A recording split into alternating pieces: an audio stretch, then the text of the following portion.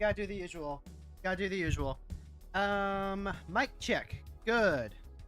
Although I do have, I'm constantly fiddling with the mic. I can never keep it in position.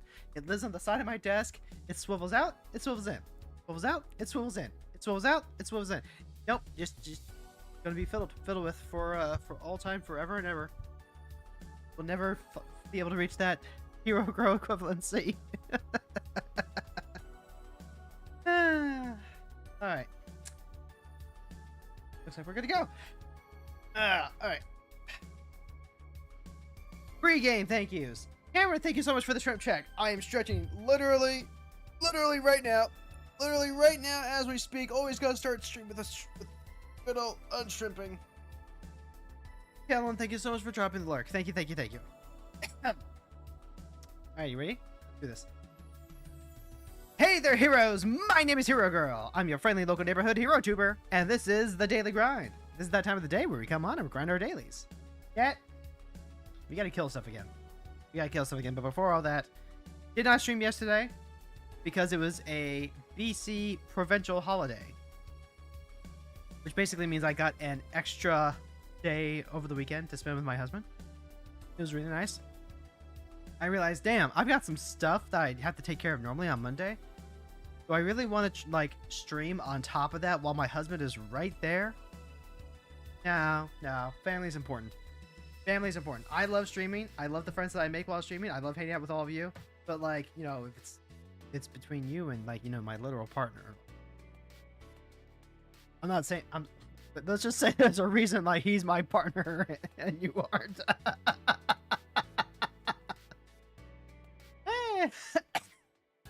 Anyway. So that's why no streaming on Monday. No streaming tomorrow or Thursday either because it is in fact wife week. Once a month, I spend a couple of days with my wife for some really important mental care. Wednesday, she has a doctor's appointment, and then because that's always rough for her, Thursday is always like aftercare. We hang out, we watch a movie, I make her Rice Krispie treats, and I just, you know, do my caretaker duty stuff. We will be back on Friday with Final Fantasy Friday, and hopefully, we are finally wrapping up Final Fantasy VIII.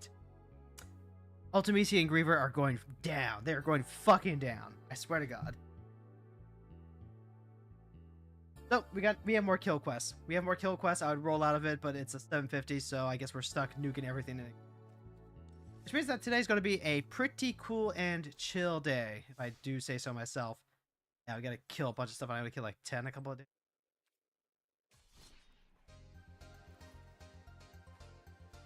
That's fine. Honestly, this deck plays a little bit like the big red deck of pre-modern. I would love to get a Thawing Glaciers. And I could just fetch out all the basics and just keep advancing board state to be amazing. Having something that could keep coming back would be pretty good too. Now remember, the goal with this deck is to farm kills. High Bay is not a deck where we're going to get the farm kills. Maybe we get to kill a Mana Dork. Maybe we get to kill High Bay. Maybe. Autumnus is a little much for a red deck unless you have like the specific cards. We do have. We are playing as many of the 4 damage 2 cost cards as possible. As many as of the 5 damage 3 cost cards as possible. But you know, it's just better if we just on. We don't play to win. We play to farm. And like we also kind of played for a good time. I mean, you play to win the game, right? You play to win the game. Well, us winning is not actually winning the game. It's just getting this out of the way. Okay. Gwen Stacy, you play stuff from Xbox, Gwen Stacy? You're a 2-1 that I can fault out. Maybe you have like some other stuff. We can go ahead and give them. Aspiration is one that I'm trying out. This seems like a really good long-term source. Flame Slash, Burn House, Escape. Virtue of Courage can help out. I would typically want to mulligan into a Freelander, but I think with Virtue here and Asgardian Inspiration, which I do want to try out. X on the top card, you make a play that this turn. Alright, so we'll just go like that. Crack. Go into our fetch. Got some good top end. Fable passes to start with, not what you want to see. Well, I don't mind seeing. Definitely not what they want. You could build Gwen Stacy as like mono red splash and stuff. We're gonna try and dig for that extra land off the bat. Perfect. You tap only if a third or if other basic land. Awkward, but by me. Whenever a source you control deals non-combat damage, you can pay to return this card from your graveyard to your hand. That should be pretty good with claws. Okay. I'll mind that. Alright, so there's Clothis. Let's see what happens. Do I just use the Asgardian Inspiration to hit land drops? Maybe. I've got Flame Slash here if I need to. I want to get this Virtue of Courage online. Oh, they're revving out real hard. Are they trying to go for like actual factional Ghost Spider? No, they went with Gwen Stacy. Okay. Whenever you play a land from exile or cast a spell from exile, you put a counter on Ghost Spider, remove 2 counters, exile the card you played. Oh, that could actually be Storm, couldn't it? It could be. That could just like actually factually be. That would be so wild. Escape into the Wilds would actually be kind of greedy. But it would let me hit another land. Do that next turn too, right? I can do that next turn as well. They might have like some amount of protection up. If that ends up being the case, let's go ahead and lead off on Flame Slash. Okay. Then I can Virtue of Courage. I can also like Field of Ruins on their upkeep. I don't mind that. Yeah, let's go ahead and Field of Ruin. Hit that. That way we can go ahead and grab... They have basics in play. Do I want Blood Moon? I probably don't want to grab a basic moon.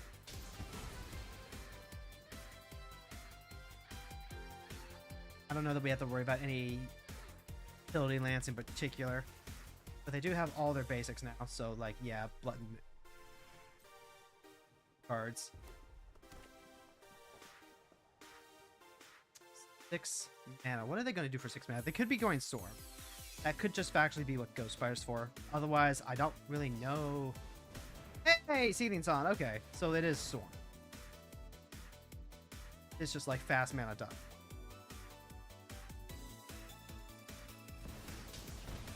Okay, yep. Go for Ghost Spider, who is now a 4/4.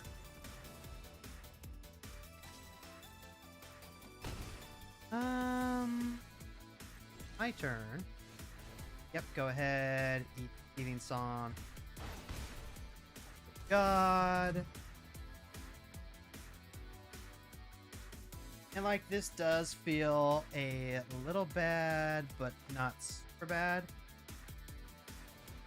I'll play the Asgardian. Ooh, perfect, actually.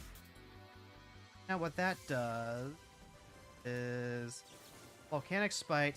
Don't put away the burn down the house. Actually, hold on to that. Hold on to the escape as well.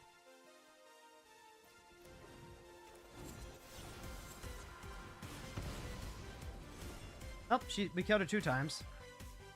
I don't know that we're actually going to get, like, more kills out of this. But, like, you gotta think that they're playing Ruby Storm, then they're playing, like, some amount of cost reducers like Rouse Eric or the Otters. Yeah, there we go. That's what we want to see. Cover X, where X is the damage. And offer you can't refuse. So that goes into their hand. But they don't have anything that helps pay for it. Similarly...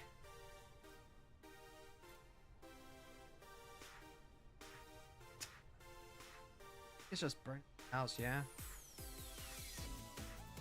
I'm trying to think if there's like any reason otherwise. An offer you can't refuse. Hey, Lucky! Thanks for stopping by. In case you missed it, Today is the only day that we're going to be doing daily grinding this week. We are, in fact, going to need to take some days off for wife week, but we'll be back on Friday. Okay. You hit Jamil. Jamil's pretty good, actually. Like, Jamil pretty much just means that we are not... Okay. Yeah, just goes well.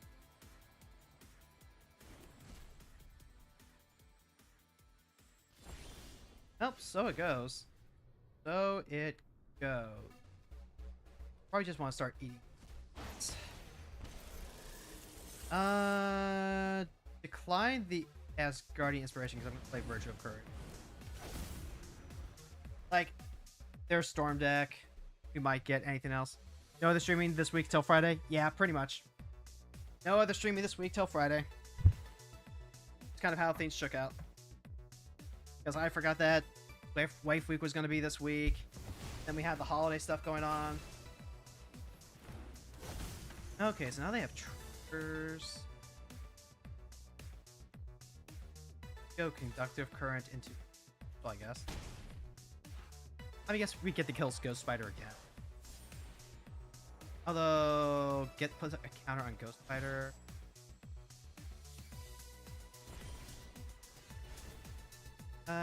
Yeah, we're gonna take this. We're gonna get draw. This is 3, 4, 5, 6. But 3 here helps. Creature control. Yeah. We are with the skier. The skier helps.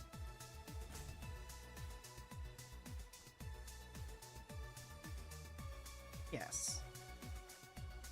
Oh, hey, sweet.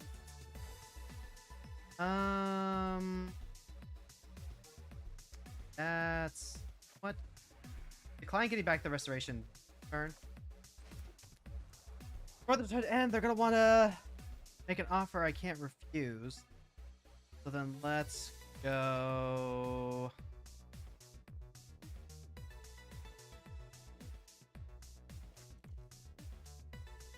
Do this.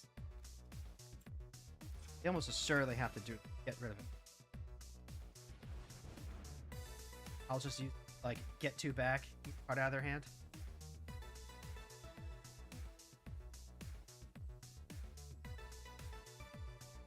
Already played Lantern.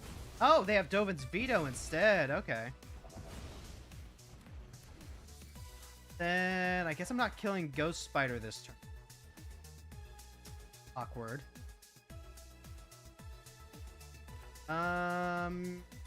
Yeah. Yep, that's just a little awkward for me. Whoops. I thought for sure we were going to, like, get him on treasures. Oh well. Still get a chance to just, like, remove 2 counters to exile the top card. You can play that card this turn. So, like, they're absolutely going to try and go, like, big dinosaur, apparently. Exile target artifact or creature. That doesn't do anything. They're really whiffing on all these, huh? Like, I guess Discover puts them back in your hand, so it's fine, but still? Do I need to, like, extra? Is that where the bottleneck's gonna be? Oh, there's gonna be, like, 1 here. Wait, I eat something? So that's 3. I have 1 here. That should be. Because then it's Magic Missile. If the spell would deal non-combat damage to a permanent player, deals that damage plus 2 instead. Ooh, that's actually really good with Magic Missile, huh? Okay.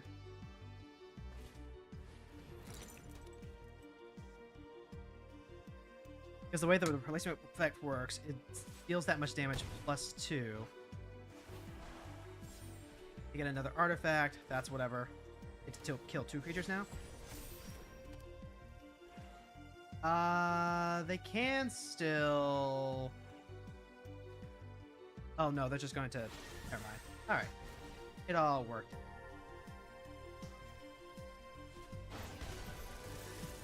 Yep. Take action. Still not going to pay for the duration of the turn. I need so much red. Mechanized warfare is cool, but don't get greedy. Don't get greedy. Yeah, choose the magic missile. As long as this works out the way that I want it to.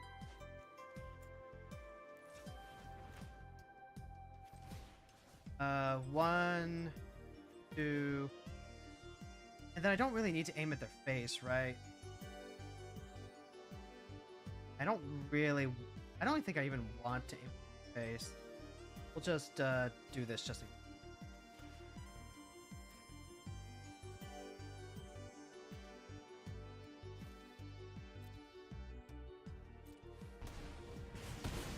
Hey, I was right. It worked exactly the way I wanted to do. All according to Keikaku.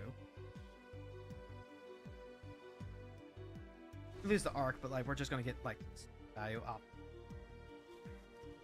I'm glad that the inspiration is done as. All right. Yep. You hit Aranya, Heart of the Spider. That's another card that we can kill. No problem. No problem. Actually, we can even kill it a little more easily. Robber the Rich. Also pretty happy to see that. Alright, sure, yeah. Yeah, by all means. You hit a manhole missile. Man, I love playing against crime. Thieving Avon. And they hit Ragavan. Man, oh my god, I want to hit my sweeper so bad. Just let me hit a sweeper. Just let me hit a sweeper. Please. Please. Oh, Pyroclasm? Yes. Fuck yes. Fuck yes.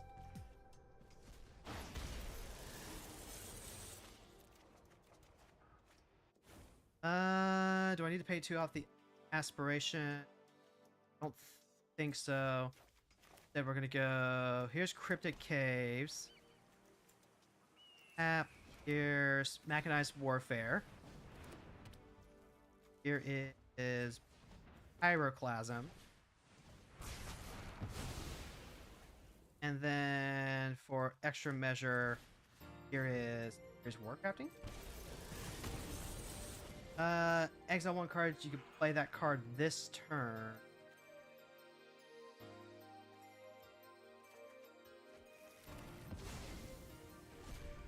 Okay, this is turning out pretty good. This is giving us exactly what we wanted. Which is, you know, just like a bunch of free meals. I am going to go ahead and get the Asgard, I think.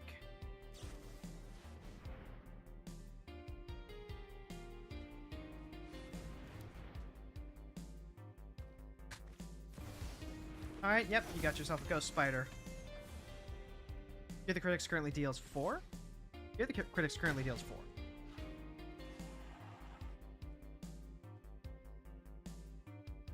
Bill says that their spells can't be counted.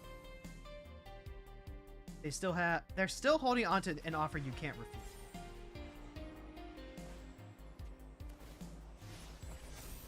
Alright, so now this doesn't actually have to go. It's always better to eat the instances against a deck like this. Oh, right. We're gonna get to dig even deeper then. Yeah. I might want to play Escape into the Wilds. Let's just go. Yeah. Alright, so now we've got it back. Go ahead. Crack. Fetch. Grab another mountain. Boop. Boop. Perilous Iteration. I can, like, skewer the critics and theoretically, like, get even deeper in.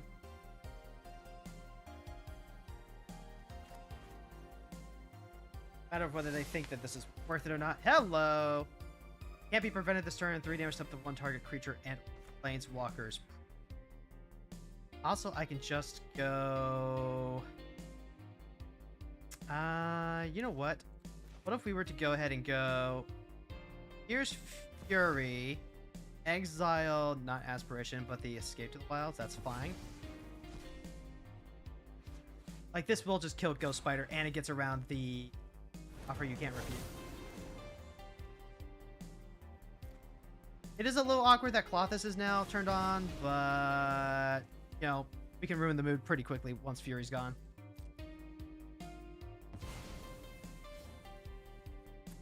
I have this until my next turn.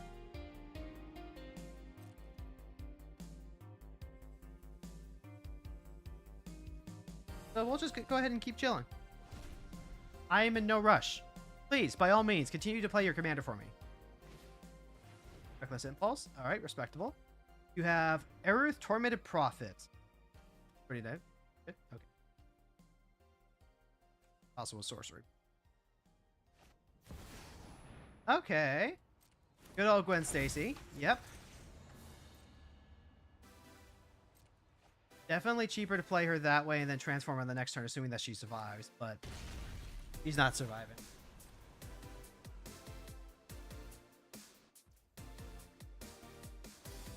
Yep, and then get the Discover. Quintorius, who makes a bunch of tokens. Okay.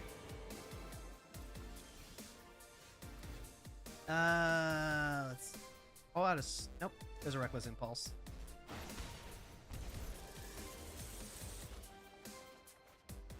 Okay.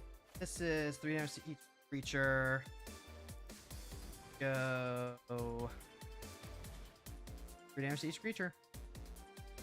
Oh, and then I could choose both. Destroy target land. Yeah, go ahead and destroy that Triome, I guess.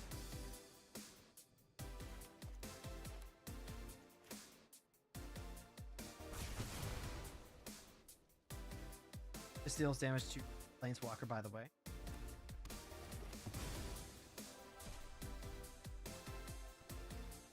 Here's a practical joke. Deal damage to Quintorius. That should kill it because of the mechanized warfare. Oh, now you want to give me some treasures, huh? Well, that's pretty darn neat of you. What if I got rid of your Chamil?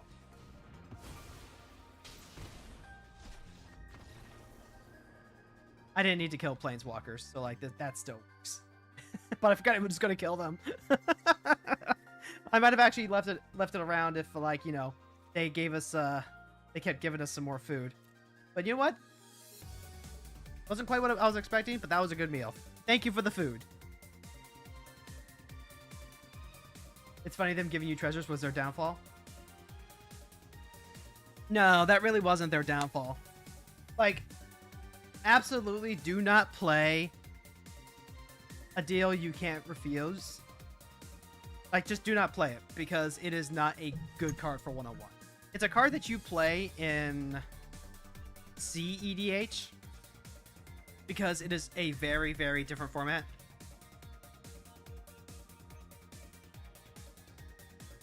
Oh, there's my 1 mana counter spells. There we go. An offer you can't refuse. That's what it was. Yeah. Don't play an offer you can't refuse in 1-on-1 formats. Just don't. This is a really good multiplayer card because, you know, 1 player gets 2 treasures and you have 3 other players to help gain up on them so that way it doesn't give them as huge an advantage. But don't play this in 1-on-1. There were several instances where them giving me the 2 treasures was just actively really bad for them. So they could not actually... They just did not want to actually use this the way that they probably did. This is probably here because they have a Stormline and they need cheap interaction to go off and protect, where the 2 treasures doesn't matter that much. But even then, I'd rather go for any other generic counterspell versus something that gives my opponents ammo to kill me. I mean, yep, that's correct. That's how you should be thinking about it. Generally speaking, you don't want to play cards that give your opponents stuff. Playing a, you know... Reset my filters for this. But, like, generally speaking, you're not playing Beast Within in Brawl. Because that 3/3 will fucking kill you. Maybe you do want to play it, right? Maybe you do want to play it because you just have a problem permanent and you have nothing in your colors that help answer it cleanly. But that 3/3 will fucking kill you. it's part of why the gift cards are interesting, even though they give like 1/1s. The gift to fish, that really doesn't matter. But gifting a whole card, like when it says gift a card, I just try to avoid using that gift effect whenever possible.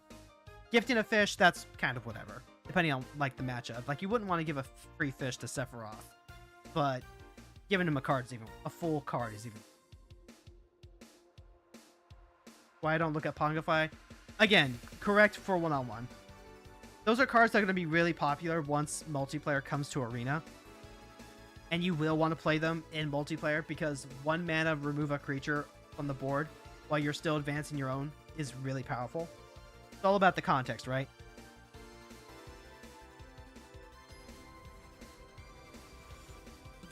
So, like, there is some validation to play it in a Storm deck because sometimes you just need that 1 mana to go off.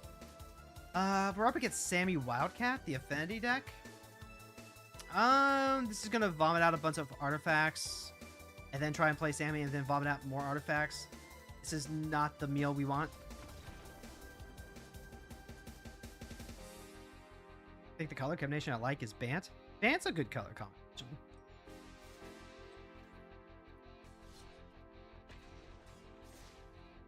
Like, there isn't really like a bad color combination, but like, Bant can do a lot of fun stuff. Once you get up to the 3-color territory, yeah, it's kind of how do I put this? Unless you are Mardu specifically, the 3-color combinations tend to be on pretty equal footing. The only reason I say Mardu specifically, because Mardu is the only 3-color combination that does not have blue or green. That's why it's Mardu. And usually blue and green are just like one of the strongest supporting colors. Also, we're up against Ruby Dairy Tracker. This is going to be like a big stompy deck. This hand is not equipped to deal with that type of start, though. This will work. We'll want to shove away the Blood Moon, I think. But not the worst. Just need to make sure we have Basic Mountain, Dooth, Urge into Bossing Say, of which there is no war. I think that works.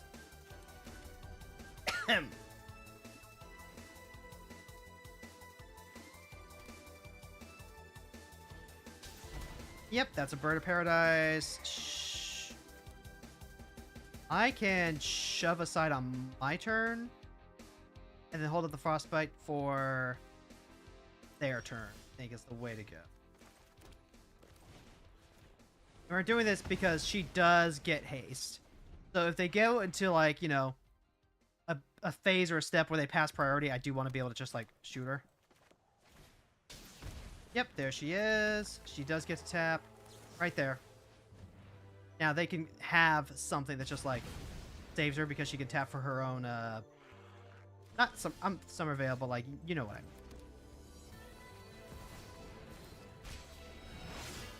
What does Mardu struggle with? Mardu struggles with, like, being really mid-range a lot of the time. Like, you don't have blue, so you don't get spell interaction, right? Your primary way of dealing with really problematic, you know, just like big spells is going to be hand attack. But then because you are playing 3-color, you're kind of really hamstringing yourself. That's the word I'm looking for. You're kind of hamstringing yourself unless you go into very specific strategies. If you're playing a 3-color commander, you're guaranteed most of the time to be playing your commander on turn 3, and they need to be doing so much in order to, like, actually do anything. Frostbite, I guess. I don't really need this Roiling Vortex, but I'm also not a whole lot else. We'll just drop the Roiling Vortex, I guess. Get some extra pressure on. Like, this Blood Moon is already... Oh, hey! Okay, sure, yeah. I would much rather my Vortex hit dirt than any other cards I play. Like, my experience with Mardu is that unless you're very specifically trying to do something like, I don't know, Reanimator, you're just going to be so much slower than a bunch of the other decks. You can play some good aggro decks with them, but you got to be, like, really, really good aggro. I've seen some good Circo decks. Yeah. How about this? How about this impractical joke?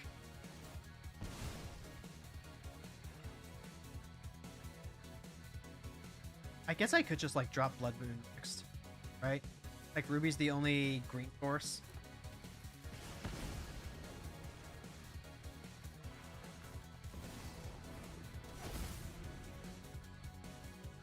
So they might just like have big dumb green stuff to play still. Maybe. Possibly. Never know. You also don't have ramp of green, so that's another nail. Yeah, that's kind of it. You just really don't. Just really don't. Eat this Vortex, I guess. And then I don't know if they're gonna go tall or wide or what. So I don't really want to burn either of these too much, but I have two of the sweepers, I guess. Like if they go into a Scoot Swarm, I really want the sweepers. Honestly, that's basically it. Because you're playing 3-color, you're going to have a much harder time. Oh, hello. Got to use up a Seiju. Grab me a Surveil Lamp. That'll help me dig towards another answer. And another draw engine. Steer's fine. I don't think it hits anything like actually big and green. Okay, Samet. Yep. Samet does draw them a card.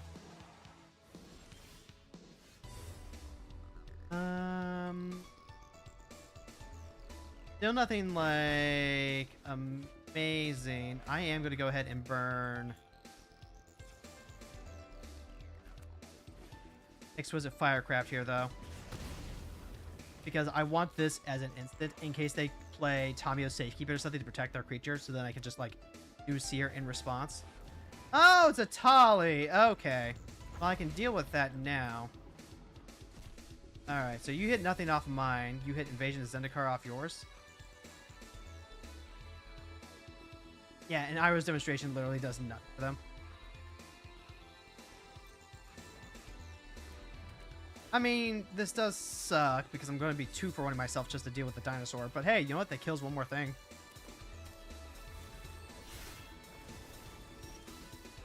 Yep, that sure is another mountain.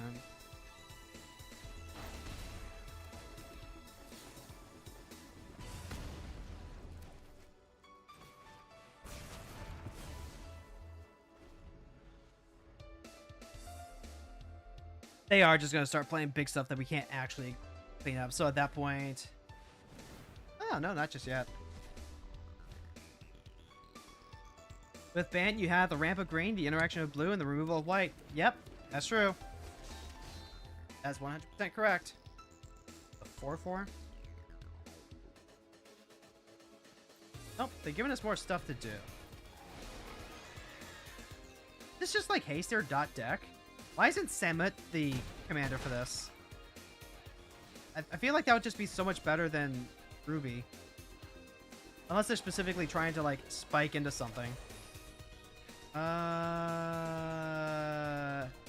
Dahlia.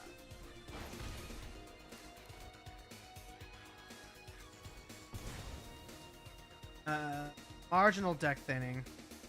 Very, very marginal. Then... Actually, you know what I do? Let's start earthbending this commercial district. So now, if it goes away, we get another Surveil. I don't mind that. Honestly, the biggest thing that you get anytime that you go into more than 2 colors is just like a wide variety of things to do. The only thing you're really giving up is like early game consistency and speed. Yeah, that's a Vorinclex. Yep, that's Great Hinge, and they've just gone like way bigger than what we can actually do. I'm gonna see if they attack with the Blood Braid, because if they do, I get to kill another thing. And then we'll see if we top deck into anything that can kill one more thing before we dip out.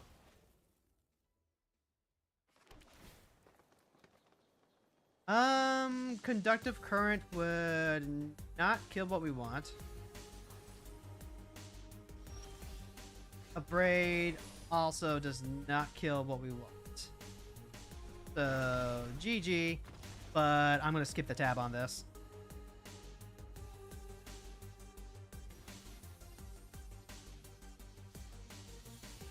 We did finally get the kill all the opponents, though. Okay. That did clear off the daily, so I will gladly take that. Also, we're like the halfway point. Got one more daily that's cast green and blue stuff. We can play one of our green blue decks. Ooh, we can play Berta Scale Up. I love the sound of that.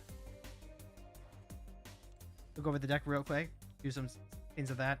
I like playing Colossus, but Colossus is also very explicitly a farming deck.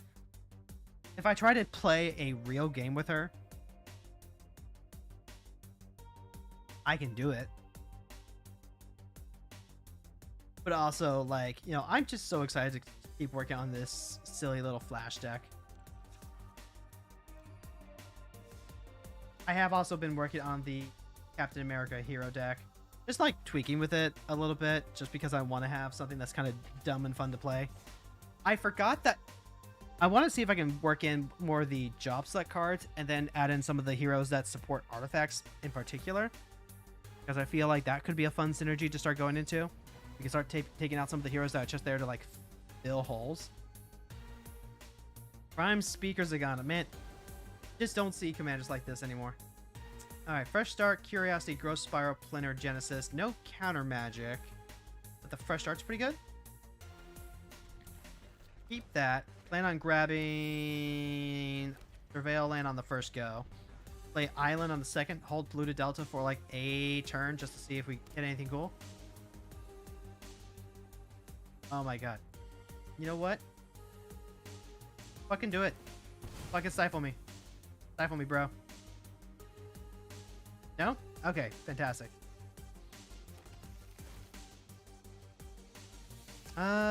Colony Ambush. That's a fight spell. That's probably not what we're looking for. Not at this point in the game. What are you holding up at that's island? Is it like Surveil or Consider? Is it Opt?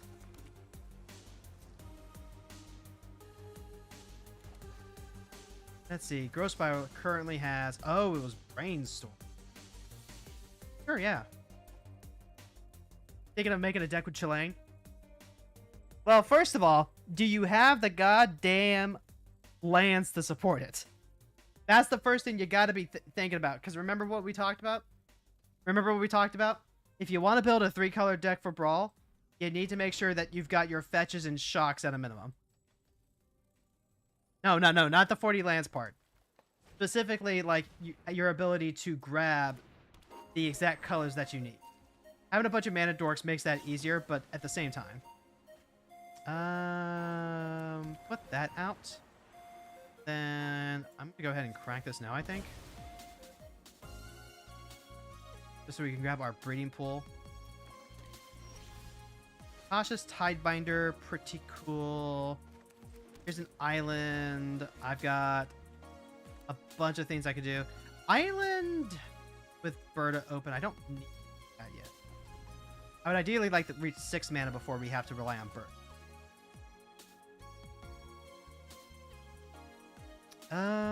I can also just like drop Curiosity. I would like to develop Curiosity this turn. Me as a teacher trying to like, you know, encourage my students to learn about the greater world. I'd like to encourage Curiosity. Ooh, Harbinger of the Sea. That's a good one. That's pretty good, not gonna lie. I have Hat here though. And I can fresh start if I need to. Ooh, hell yeah. And I get to eat the elf? Okay, okay. Go ahead and go and attack with the cat first. Now we get to draw an extra card. Innerland Harbor's pretty cool. So let's go bloop bloop. Put a fresh start on the Harbinger. Now my lands are... Ooh! They're still islands. Interesting. Very interesting. Okay.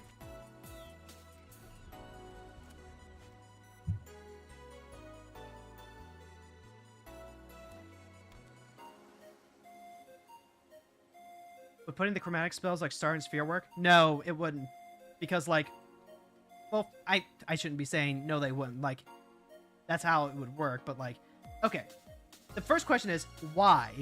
Why would you put Chrome Star and Chrome Sphere into the deck? Like, what purpose are you trying to solve here? Have this creature as a copy of any creature on exchange line. Gotcha.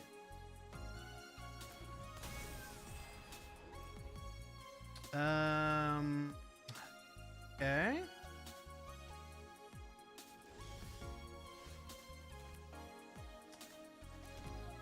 Let's go.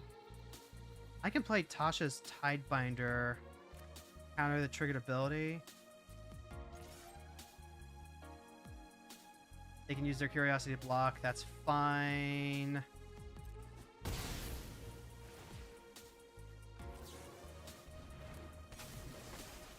Then target that. Now I still have a Tidebinder. You're still stuck on lands as well.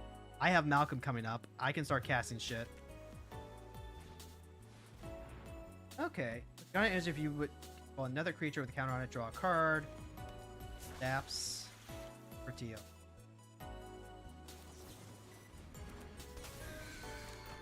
Hami of the Bamboo Grove.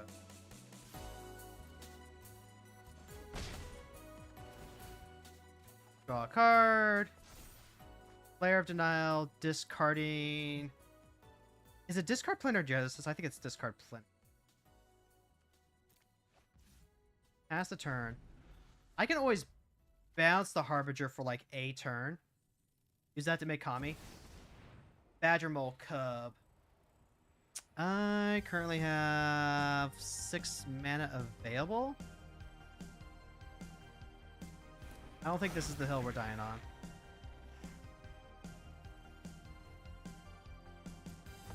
Like, okay. Yep.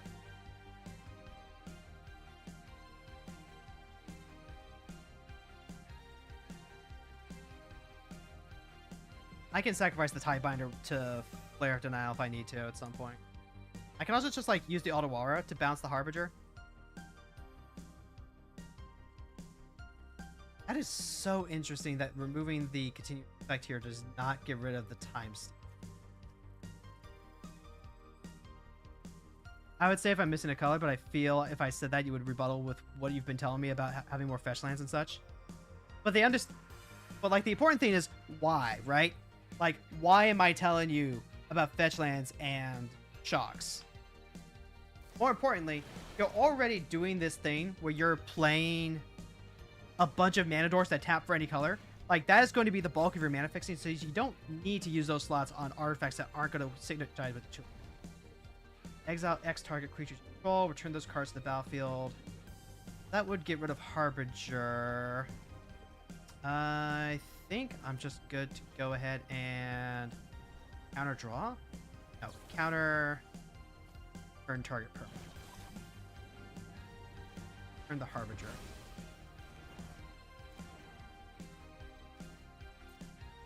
And like, yeah, Zagana can attack. Zagana, bullet Zagana. Fine. No? Okay. Don't have any brainstorm effects currently. Disciple is cool. First things first. Go to attacks, hit with Malcolm.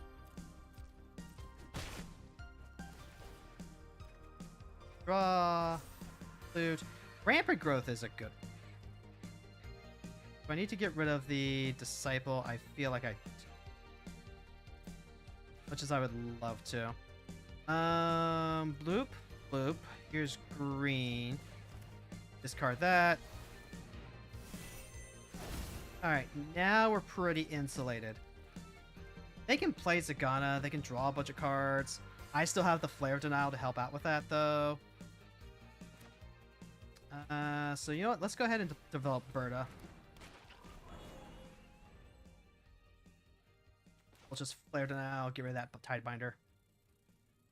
So it's not that it wouldn't work, it'd just be a waste of space since I have creatures that can tap for any one color. Well, that's kind of why I'm backpedaling a little bit on saying it doesn't work. Because that's just kind of how the question was phrased, right? Oh, wait, no, it's uncounterable. Oh, no. Yep, okay, so they draw 5 cards. So, like, technically speaking, it does work. But, again, the question becomes why? Why go through all the trouble for something like that? And, like, why use that to patch the hole? Like, walk through the thought process with that.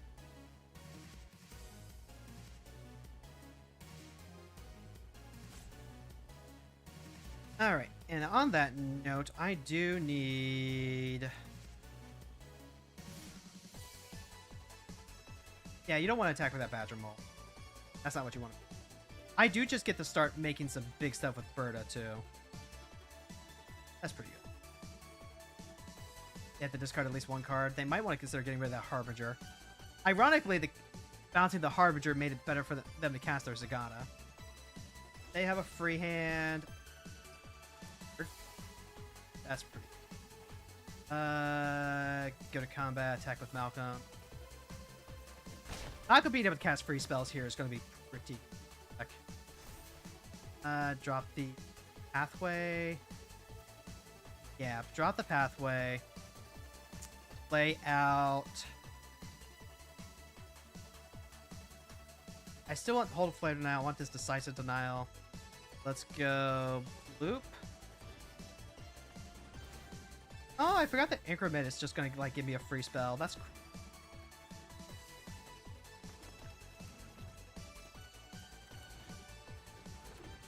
yeah, that's very good indeed. Now I can sacrifice the Tidebinder to the Flare Denial. I can hold up Decisive Denial. I can make big stuff with Berta. We just need to stop any sort of like crazy Haymaker they play. Let's see. This is each creature counter has Trample. I currently have 3. I can make a 6. I can make 6. Or if I still want to hold up Decisive Denial as backup.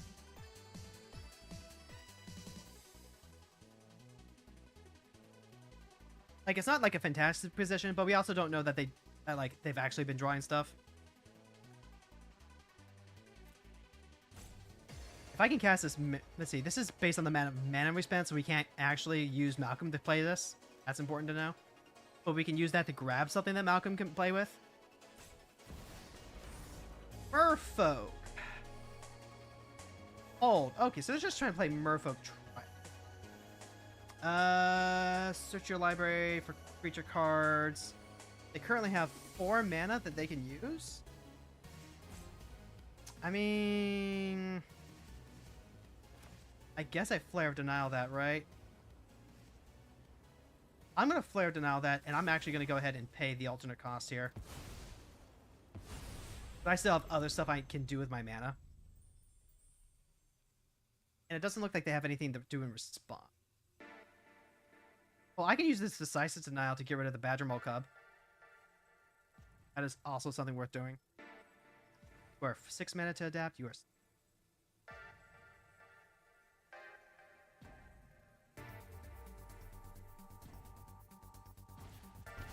Beginning of combat on your turn, this creature explores, and you may have it become a copy of another creature you control this turn. Target non-creature you control. Well, that's... I can use the Ottawa City, bounce it. Then go ahead and do that.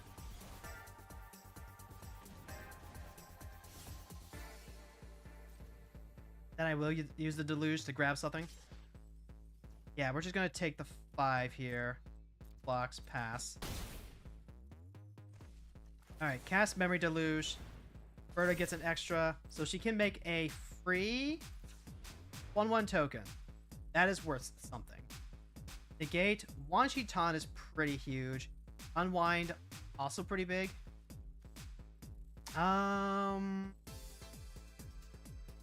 We can still cast Washington off Malcolm.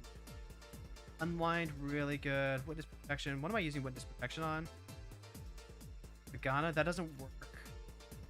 So grab the unwind. Then yeah, we're just gonna go ahead and make a 1. Literally free. Go to combat. Attack with Malcolm. Draw a card. Draw a card. Sink into stupor. Is that worth using? We could bounce Prime Speaker Zagana. That could be something.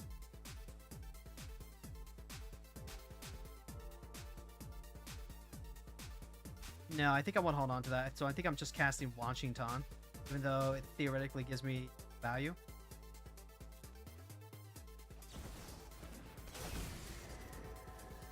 Yeah. Go ahead, drop Mysterized Village, pass the turn. The important thing is that I am just gonna like hopefully start taking over now. Spring Bloom Druid, that's fine. We don't care about that. Because in fact that actually lets Washington draws extra cards now. Huge.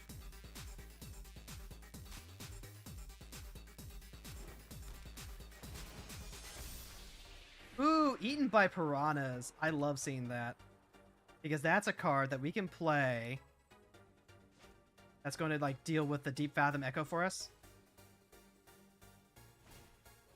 Whenever one or more non-token Merfolk you control become tapped. That this feels a little bit like bait, but we have so much draw power. I feel like we can just do this for free, pretty much. Oh yeah, Stomper, sure, yeah, absolutely, go for it, buddy, go for it.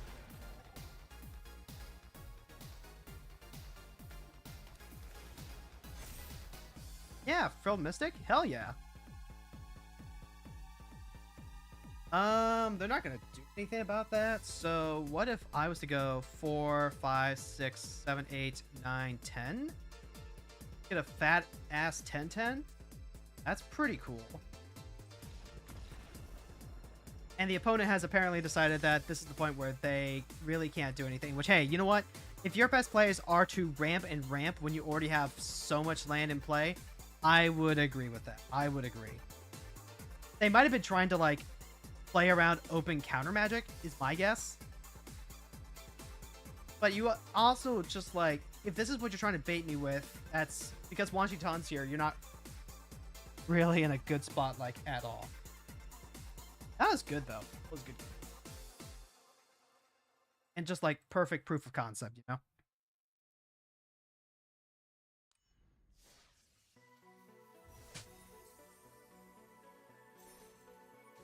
I think we got time for one more.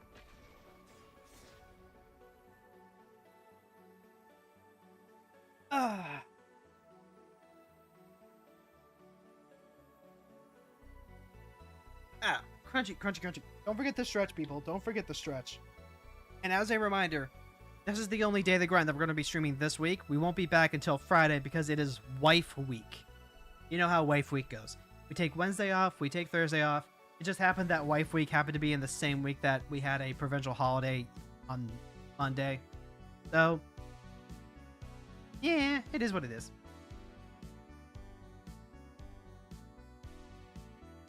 So, before I forget, I do want to tell people that I hope you have a wonderful week. I hope you're taking the time to stay cool Or I guess stay warm if you're on the opposite side of the planet. Don't forget to stretch. Don't forget to go outside, touch some grass. Looking at nature is actively good for the human psyche.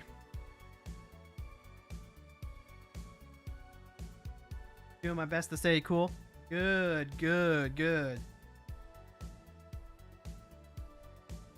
That's a force draw. Because connection issues, I guess.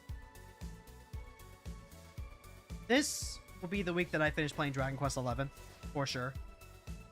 Especially since it is wife week and we'll just be on the couch caning out. So give me something to do, give wife something to watch that isn't just like, you know, us watching more videos.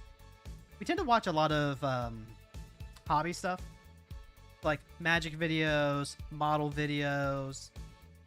She likes watching a lot of the historical weapons stuff. There's some food and cool gadget stuff that we've been meaning to catch up on, so that's always good. But if I just like sit on the couch just watching stuff, I go crazy. So being able to switch things up into streaming Dragon Quest on the big TV in the living room, pretty good.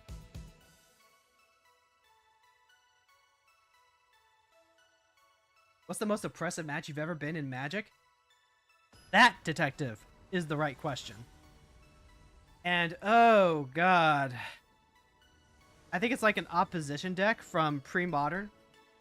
There's a blue enchantment called Opposition where you can tap a creature to tap down a creature, artifact, or land your opponent controls. So they just play a bunch of junk creatures that draw them, that replace themselves, and then they awaken.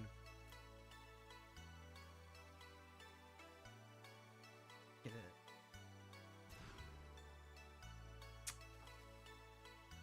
I have to take on that. But the opposition deck was just like, oh god, if you let the opposition resolve, then they just strangle you until you can't play Magic like at all. Because they're also playing Winter Orb, so you're only untapping one land every turn anyway, and it's the literal worst. Machiton, the Crystal Tower, Endurance. I don't think this is that much better. Like one more mulligan. Mystic Tutor could probably help. Having a forest and a basic island though helps. Fairy Mastermind could be good. Strict Serenade. We're playing this in place of Wash Away as a tryout. The 2/2 flyer is problematic, but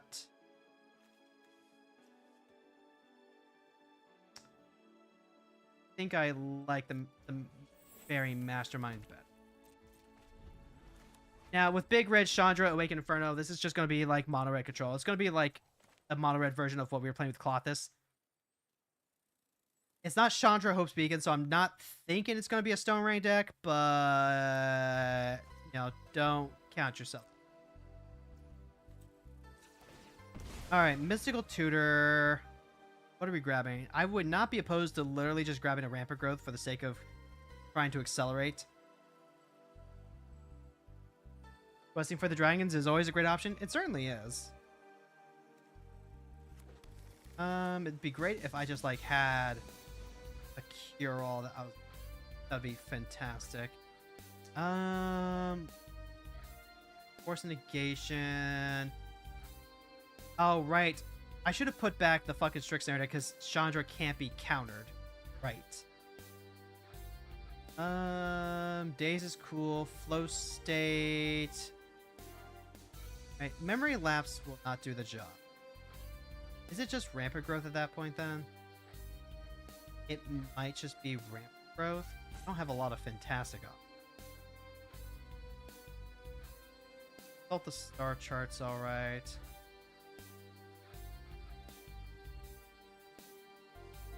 I think I do just find acceleration. So then we can get the Planar Genesis that we just put back. I don't hate that.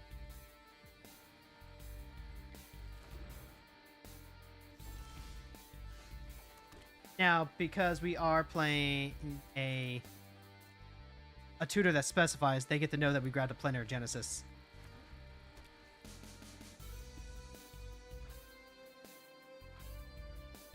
The opponent a second main phase hipster? That's the question. All right, we're gonna go ahead and try and go a little bit further. Other insignificance is not what I want. I might take a land. Bushwhack.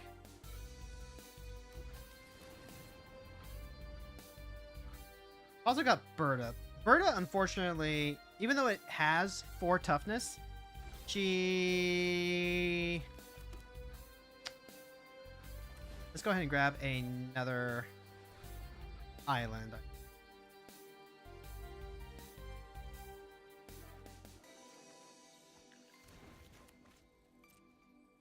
Okay. We might be able to play Berta with a little bit of backup. District Serenade is just... But I guess I can use it on something besides Awakened Inferno. Like if they do drop Hope's Beacon. Relic of Legends is unfortunately not worth serenading. I could like Fairy Mastermind into Berta. That would make Berta a 5 and a little bit harder to kill. Shot the Fairy Mastermind and see if they bolt. If I do make a deck with Chilane, in itself is just a draw engine, so I need to think of what I would do for a win con. You don't have to think that hard. If you're playing a bunch of creatures like Chilane, you literally just play... There's the shock, yeah. You literally just play...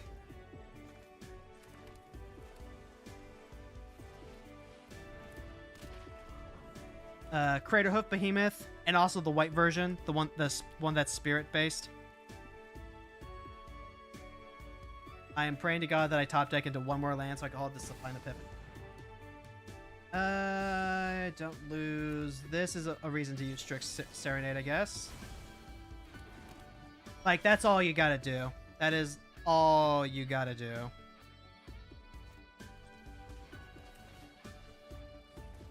And then make that tap for blue. That tap for...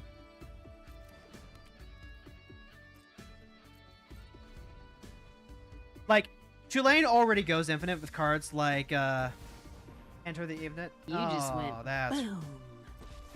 They can just -4 and kill Berta that way. Unfortunate.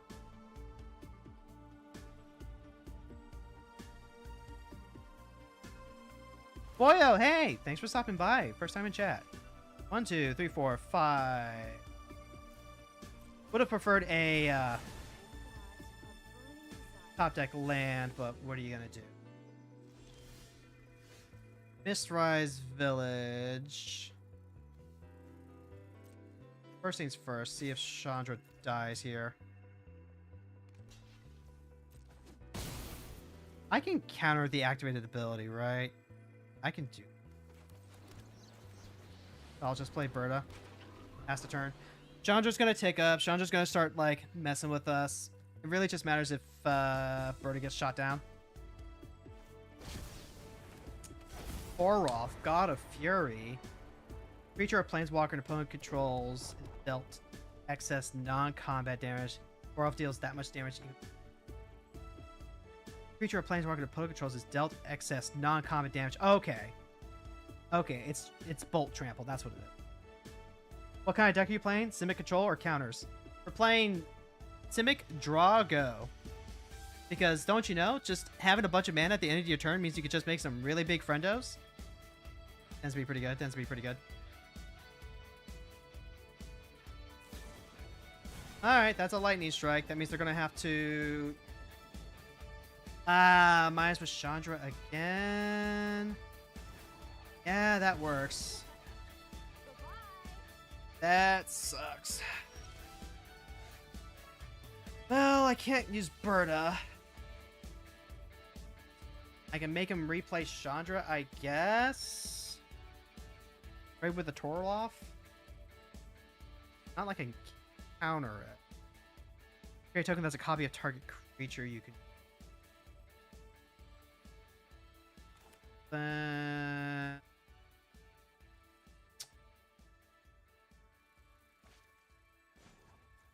leave that up.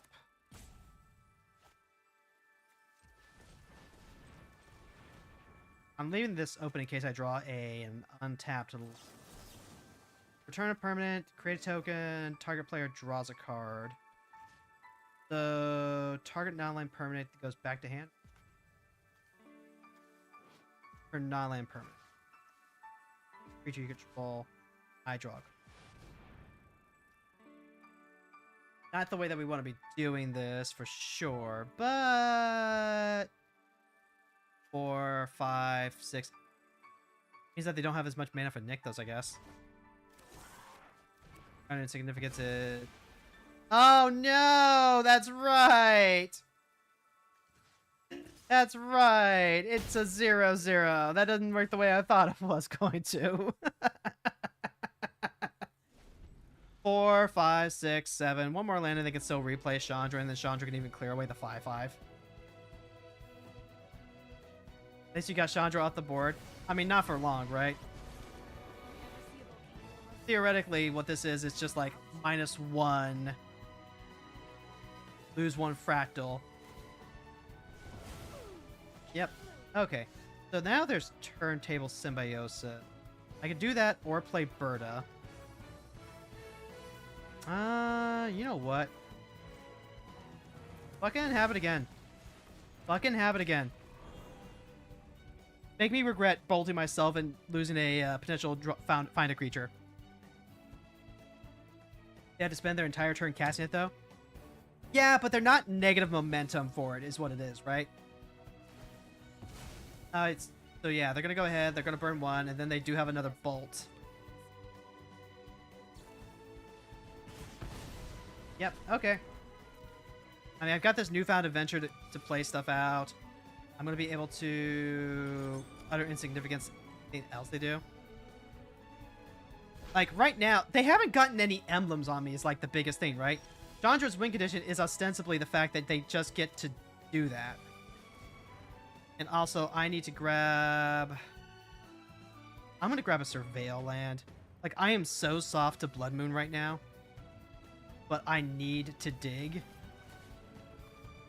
That qualifies as being able to play Berta again next turn, I guess? You know what? No. I want to hit spells. That's what I want to be doing. We'll go ahead. We'll do that. Guess I could put all this on the bottom. Like, hey, you know what? They could just literally be in the same boat that I was in. Okay, so they're going to go for Chandra instead. Now they plus. Yep, and now they have like an actual real clock. Alright, so here's Endurance. Go ahead and put all that stuff on the bottom of your deck. Yep. Quan Chi Ton is a huge pickup. Well, that's spicy. Because we're just going to get to completely reload our hand. Fucking bet. Like, they took so long to get their first emblem on. Okay, yep. So there's Torroth. Let's see what happened. They're going to go for another emblem. Yep, that's respectable. Now they have a very, very real clock out. This is 1, 2, 3, 4, 5, 6, 7, 8, 9. When he enters, so that's going to be a trigger. What would someone use Aether Drift Chandra for? You're going to have to be more specific, Teddy. Like, even if you mean, like, as a commander, whenever you activate a loyalty, deals damage to each opponent, that might be worth doing separately. They drop Fiery Emancipation through or anything similar. God, yeah. Let's hope not. Let's hope not. Weirdly enough, I think I actually need to hit the Disciples, maybe? If I kill Chandra, they're not really an issue. And, like, I could trade with Endurance. And it's probably still correct to hit the Torroth. Utter Insignificance, the Torroth. Because we can kill the Carol Keep Disciples. Yes, I mean as a commander. No, further than that, right? Further than that. Be more specific. More specific. Because, like, I could literally answer that question with because they want to. What would someone use Aether Drift What would someone use Aether Drift Chandra for? Because they like her. Because they think she's fun. That doesn't go any. That doesn't give me enough to chew on, you know. I want to do be taking a little bit. What's the game plan they'd be going for it? That, detective, is the right question. So, generally speaking, with Chandra, at least when I tried to build her, it's less that you're going for, like, a vehicles deck, and more like you're trying to build something kind of like Awakened Inferno, where you're playing a red control deck. Because Chandra by herself can go ahead and make you go beep beep. The issue is that Chandra doesn't provide enough advantage by herself to do anything. You can discard a card to draw a card. You can sacrifice artifacts to draw cards. But Chandra is just very soft to removal. So I just haven't thought of like a game plan beyond trying to play some sort of big red control. And you just have so many better options. You can try playing vehicles. Okay, they're not going to be doing anything, so let's just go ahead and do that now. And then I'm going to QQ. That's 6, 7. Put 5 into this.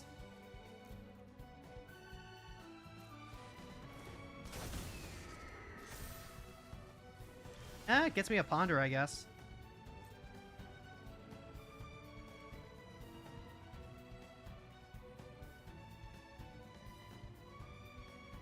I believe the opponent has, in fact, gotten a case of hot girl syndrome, chat. Is there a good max speed commander? Well, what options do you have for max speed, right? Like, if you're just trying to figure out, like, is max speed are there commanders with max speed and are they good? Like, it's easy enough to look up max speed commanders. So really, what you want to be asking is, again, something more specific. Like, also, yeah, the opponent just, like, gave us a free one. So I guess, GG, I guess. Because again, Teddy, what am I always saying? Any commander can be good in the context of their format, right? And especially in casual queue where you're going to be playing against similarly weighted decks. Like, you can make any of them pretty good. It was Chandra's bedtime. God, that's probably what happened, actually. You know what? We're probably playing, like, some kid who's across the globe. Their parent caught them playing Magic Arena on mobile, and then they took away their phone, and now they're like, no! I almost beat the stupid frog player! No! Maybe. Totally. Aether Drift Chandra feels like a variant of Tybalt Bloodfiend. You're not wrong about that. You're not wrong. Also, I'm only gonna get the stream like once this week for Magic. Let's just keep going. I don't mind making this the week that I take off from Wondrous Tales. Like, I don't need to be in a rush to level up that badly. Have you built Frog Tribal in Brawl yet? I have. And it is the dirtiest pile that I have ever played. We were playing Clement. Give your end step, choose one that has been chosen, draw a card. Each opponent loses 2 life, you gain 2 life. Deal 3 damage to a creature or planeswalker. Exile Solkanar, and then bring them back under your... Malcolm good, Shared Roots okay. Ponder helps make this playable.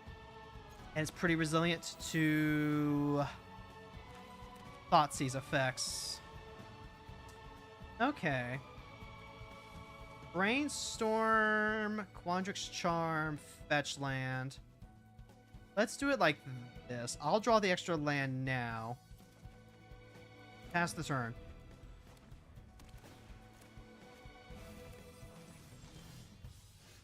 Brainstorm pretty good. They threw away a Planetary Incision pretty fast. Here's a Windswept Teeth. And now I've got a ton of flexibility. I can Brainstorm defensively if I need to. Command Tower. Let's see. I could play Malcolm, but that's probably throwing Malcolm into the middle of removal. So let's go ahead and brainstorm. Fresh Start probably isn't going to do a whole lot against a deck that's probably going to be blinking. So let's put that back. This is basically a more flexible counterspell right now for what we currently have. I might also need to put the click back. No, we're playing against another blue deck, so it might be put back to Share the Roots. Yeah, I think that's actually correct. Right now, we're currently in Drago mode against another control deck, so putting back the sorcery speed ramp is what's going to get us there. This lane comes into play tapped. I'm going to drop that. That's not the removal that I think we're going for. Here's a forest. You enchant a forest.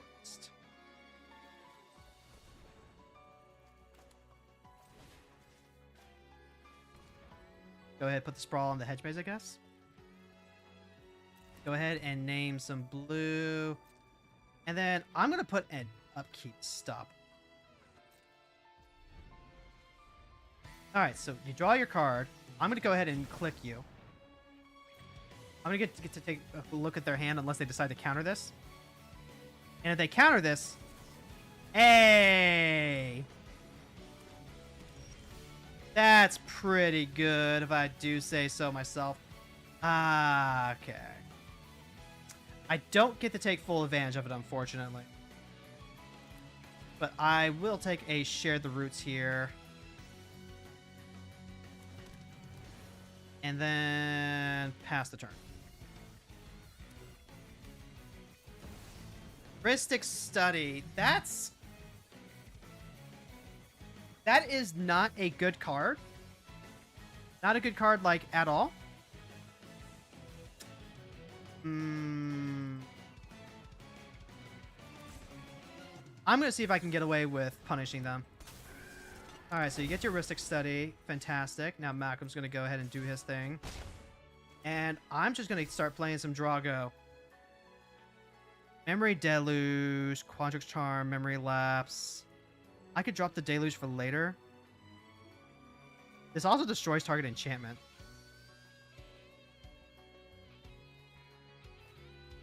Drop the Deluge for later, I think. Go ahead, play Cavern of Souls, name Frog. Actually, you know what? No, not naming Frog, name Druid. Pass the turn. And a Concord Guidelight looks like an interesting since it's max speed. If you cast an artifact, you can pay 1 to make a copy of it. Correct. And you know what? Yeah, let's go ahead and destroy that Heuristic Study. Just because I think it...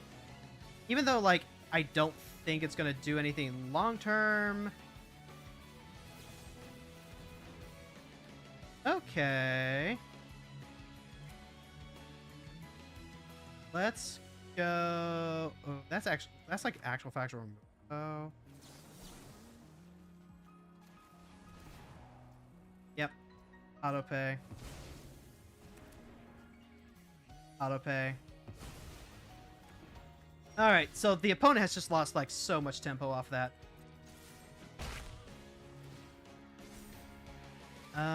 Drop the Rampart Growth now. 4, 5, 6. Do it like this. And turn. Alright, we're starting to get stuck on gas. Fresco, Clockmaker. I'm going to do this for tempo.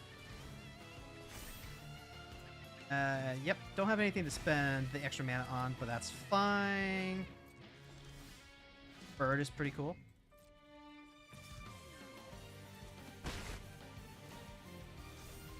Mystical Tutor, that's good. Drop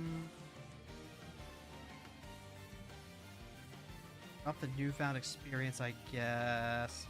There's a bird. Pass the turn. And then we can use Mystical Tutor to grab. Exchange control of this creature and target creature the opponent controls. Well, I guess they just get to steal. No, they're going to take Malcolm? They're going to take Malcolm. Sure. then sacrifice that creature unless you pay the 2.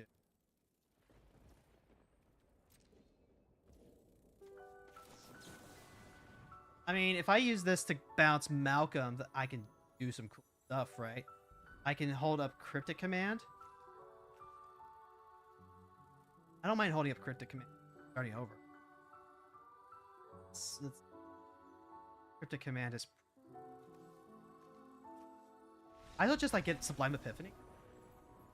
Okay, the opponent has decided that they also have to go to bed. Fantastic. Let me just do a quick catch up on chat. Hero, how do you feel about Terra MTG cards we seem to be slowly getting? I don't know what you're talking about, Fran.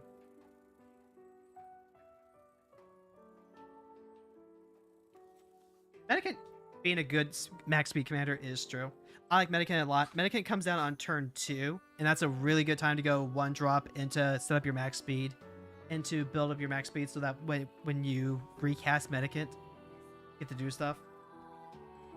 Posted in the Discord. I didn't see anything about that.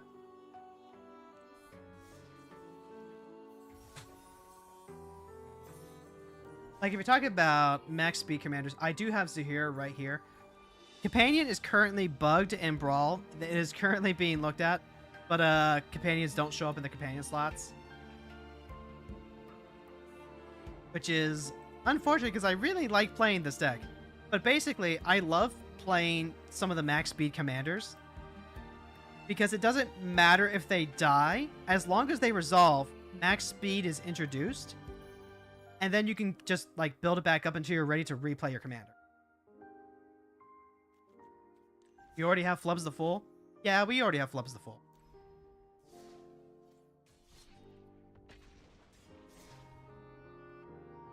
Oh, it's Mystery Booster stuff? Yeah, I don't really care about Mystery Booster.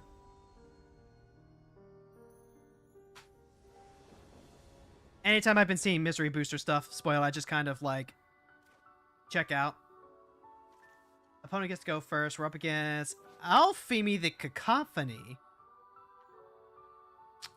Interesting, interesting. Okay, we'll go ahead and keep this. We'll see if Tamio gets to live. Quest for Necropolis. Whenever a land you control enters, put a quest counter on this enchantment. 6 sack. Put target creature from a graveyard onto the battlefield under your control. Cost 1 less for each quest counter on this enchantment. Gotcha. Let's see. I don't think we're going to need to worry about any sort of wind effects here. Let's just go immediately for the breeding pool into Tamio play. It'd be great to have a brainstorm out, then we just lead off on the ponder.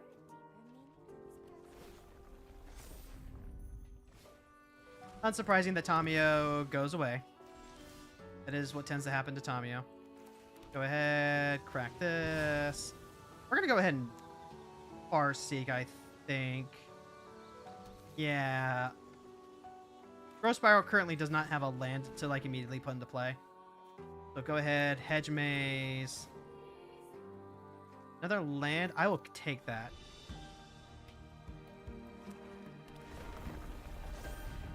Alright, so there's a Femi. Exile, make it 2/2. That's a respectable clock, I guess. Do I take the turn off? I might. Counterspell, Endurance, Forest. Some of these cards are going to be pretty good here in a second. Others, less so. I need to get Berta online, but I also need to protect her. So the Counterspell would be good for that. But then I'm also having to think about everything else. Endurance as a flash support creature is actually really good in this instance. So I think like this. Which means I'm not playing the Terra Symbiosis right away. Maybe we can even like ambush Ephema.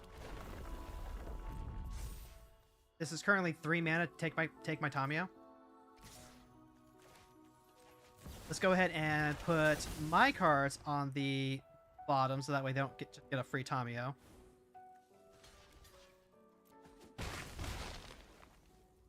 And then they can spend their turn to replay their commander if they want.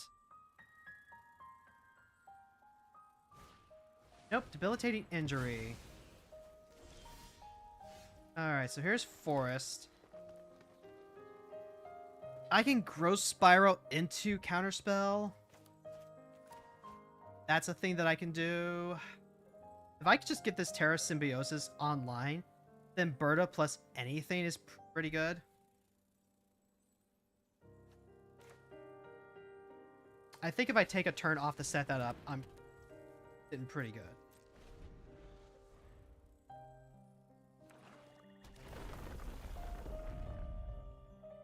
They do get my endurance, I guess. But if they're getting my endurance, choose a creature or planeswalker. That is,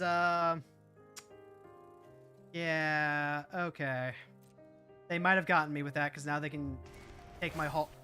They can discard the Hull Breaker, and I can't stop that. That is really feels bad, and probably a reason to have held up the counterspell. Whoops. Grilled Mystic. They get the tutor for whatever they want this turn. Yep. Taking that turn off the set of the Terra Symbiote. I can play the Frilled Mystic first. I've got Unwind here, but I just don't have what I really want. Painful Quandary. I can play the Frilled Mystic. Just like have something to trade with. It's also the most expensive counterspell I have.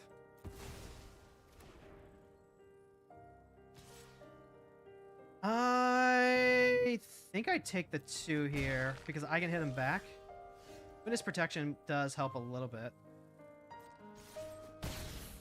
Alright, so Berta comes down. What happens? If you cast a spell, return target permanent. And? I lose the Terra Symbiosis. I lose Frilled Mystic. It's my birthday, lol. Ori, hey, happy birthday!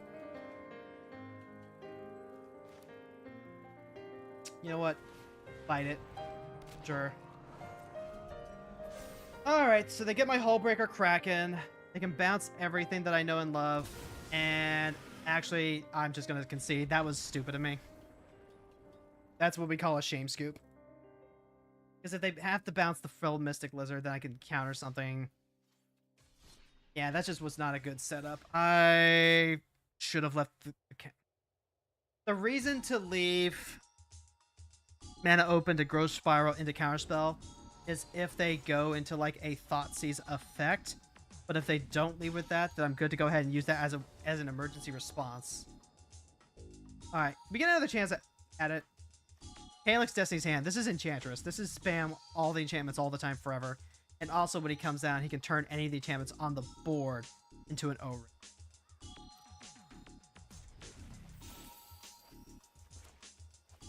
Lord Borid will make this pretty good. Starting town.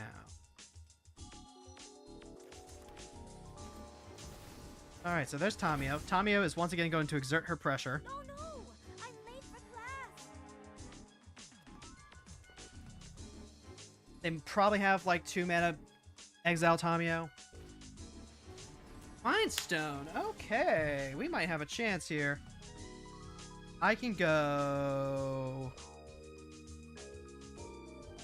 Cavernous Souls plays Berta eventually. I don't want to take 2 damage unnecessarily with the Breeding Pool if I can avoid it. But that's probably just like the best option here. Because if they don't do anything for me to utter insignificance, then I can still crack the clue. And this does threaten counter magic as well.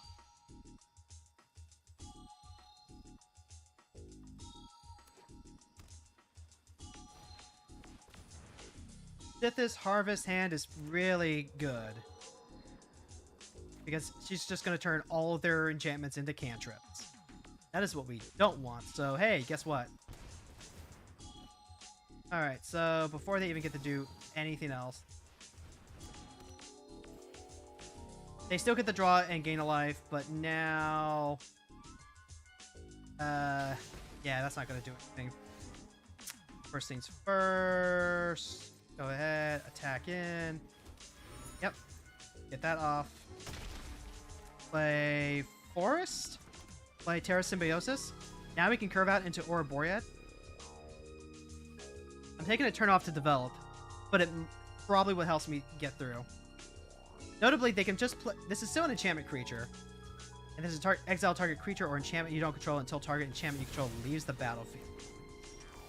Okay.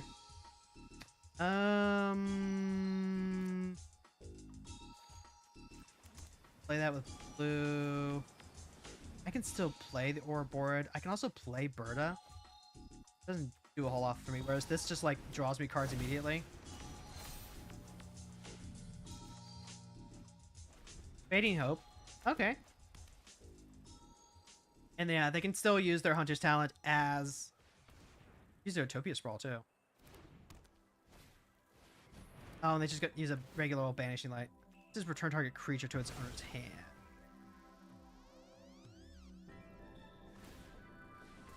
Okay. They're running really low on gas. What I like to see. I can go play Berta. Yeah, go ahead.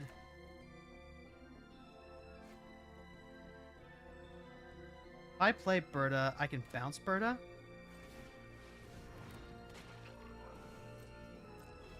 Not particularly worried. I've got Torrential Gearhawk coming up. I've got Fading Hope coming up. Oh, wait. This can't actually... Esper Sentinel. Huh? Until target enchantment you control leaves the battlefield. Gotcha. And I messed up because this does not hit my... Yeah. Yeah, I messed up. Whoops.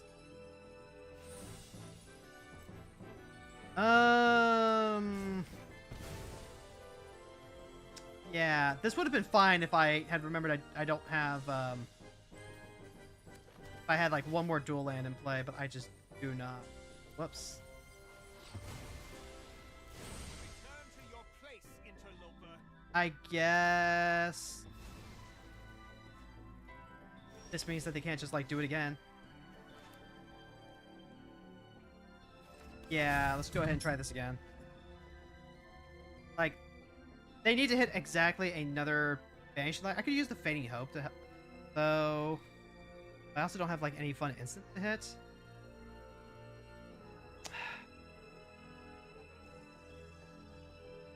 The Esper Sentinel does, like, draw them a bunch of cards. Whatever. This isn't advisable. I'm playing a little loosey-goosey with this.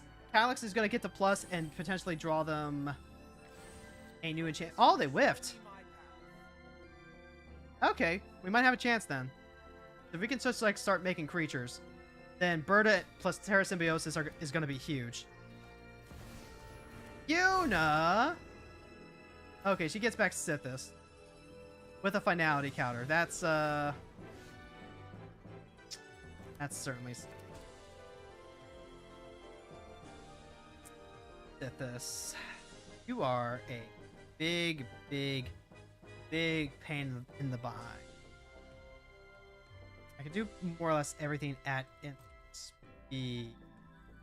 No attacks, but this Esper Sentinel is also a problem. Esper Sentinel is also would be like what, 3 mana? Yeah, this would be like 3. It's a question of like how many cards do I want to draw? Okay. I mean, I'll take that. They might have thought that I was going to be dropping some, like, huge haymaker. Like, that's way too early to scoop, right? Like, currently I cannot threaten Calyx. You managed to get Sithis back, so you have a really good draw engine there. You have Esper Sentinel as well, who's going to keep taxing me. If anything hits the bin, like, Yuna does get to bring it back. They might have realized that I can draw like an ass load of cards with Terra Symbiosis, But I don't know that that's going to matter. I guess now that I've got a moment to think about it, right? I guess what I could do is 1, 2, 3, 4, 5, 6, 7. I've got 7 mana to play around with. I can make a 5/5, draw 5 cards. That's pretty good. If I go with Fading Hope, that doesn't add a counter to Berta, but that's fine. I can use that to bounce the Esper Sentinel, just so I have a little bit more flexibility later on. But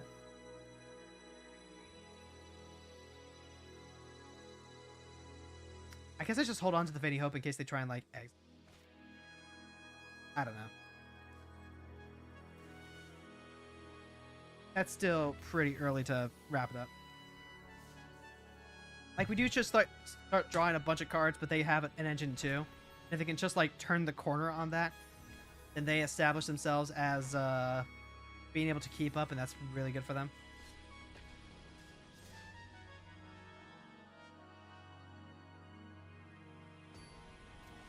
But the beauty of Berta is that she can just, like, as long as she has enough mana, she can just do stuff. Hey, it's Phylith, World Sculptor. Remember, chat, 6 mana cards are not playable, apparently. This is a this is a small dig at someone in my community. No, Phylith is a cool commander. Comes into play, it makes plants for each basic land you control, and then landfall, put 4 counters on a plant, and then it gains trample. It's a 6 mana commander that does make some board presence as soon as it comes in. I would get to go Beseiju into Bird. Ponder on the next turn. Bird potentially gets bolted, though, and if that happens, I'm kind of fucked. This could be better. I think I like this better. You can lead off on Yavimaya Coast. You can ramp into Growth. Hold on to Deluge, Strix. That's an Evolving Wilds. This is... No, that's about right.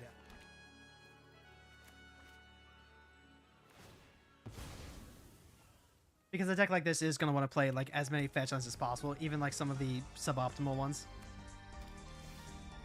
Terra Symbiosis, and then we are just going to go ahead and grab our blue card.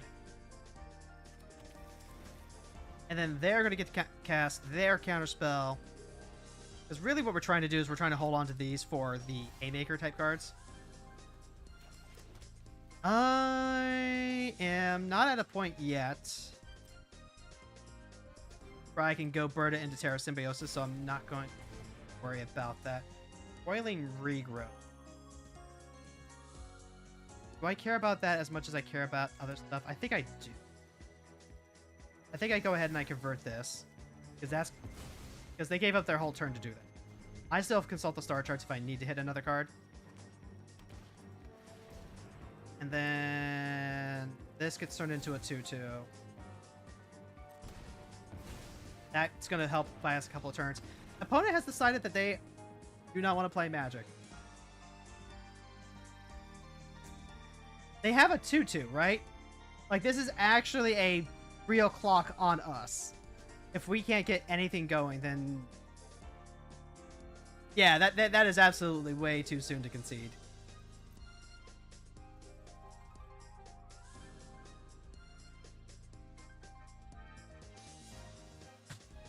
Is Frog? Frog.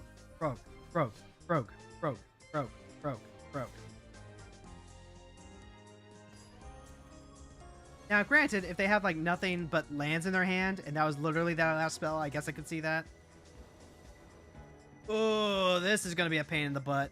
Sovereign Oki Neck Ow. Whenever he attacks, for each creature you control with base power greater than the creature's base power, put a number of counters on it equal to the difference. That thing's going to hit really hard, and they're going to have a lot of tools to fight through counter magic. We have the Wondrous Wasp here, which will help a bit. I don't have any green to use the Bushwhack, though, so that's a throwback. Okay, Terra Symbiosis is showing up quite a bit in these past couple games. Brazen Bar, Memory Last for tempo. It's dodgy, especially with the Cavernous Souls here. But I think the Brazen Bar and the Memory Last make this a keep. We're going to have to find a good time to use this Farseek. Selfless Spirit. That is fine by me. Like, we're gonna have to deal with that as a clock, but we do have endurance. Next turn, it might be worth using Farseek.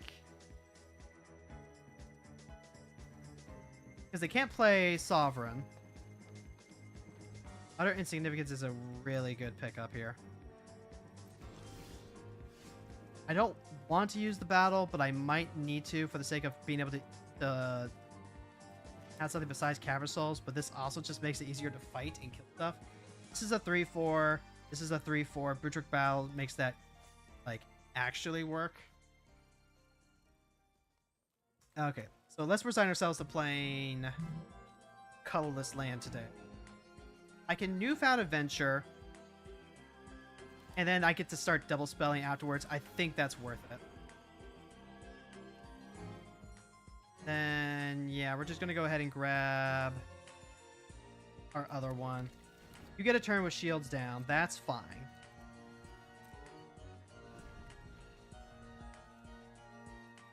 I'll play this as a land if I need to. But being able to double spell with Memory Lapse, Brazen Borrower, Utter Insignificance, pretty big. Branching Evolution. Okay, that's a card that doesn't do anything. As long as we stop, like, all the other stuff, right? Okay, Delighted Halfling. I can play the Delighted Halfling, hold up the Endurance. But...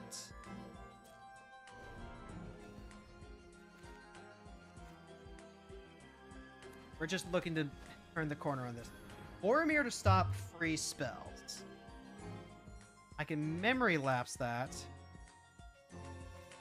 And then put the Branching Evolution back in their hand as well.